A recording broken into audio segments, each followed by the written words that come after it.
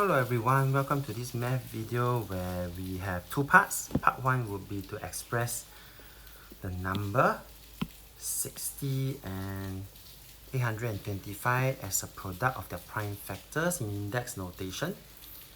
Second part would then have to find a smallest positive integer such that 60n is a multiple of 825.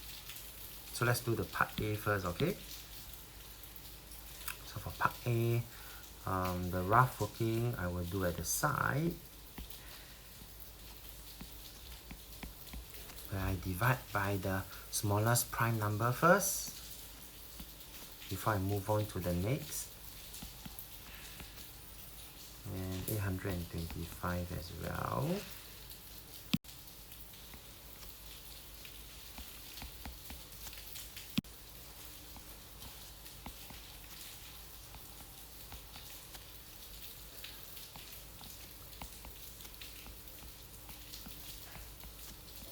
And so I would have successfully gotten for part A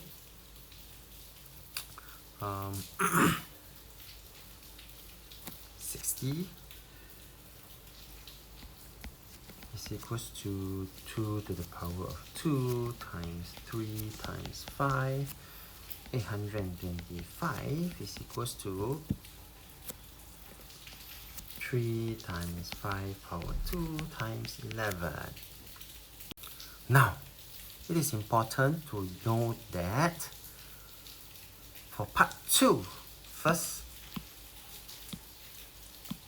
we do need to make sure that this smallest positive n is the smallest, and this actually tells me something. Smallest and lowest has the same meaning or connotation, and he's trying to tell me that this 60n, which has 60 as the factor, since 60 times n is the number, do take note 60 is a factor. Here is a multiple of 825. Alright? And once they tell me it is a multiple of 825, so this whole sentence actually tells me that this number 60n is both is a multiple of both 60 and 825. 825 they tell me is a multiple, right? 60, why is it a multiple of 60? Because 60 is a factor for this number here. Alright, so this is the very first clue.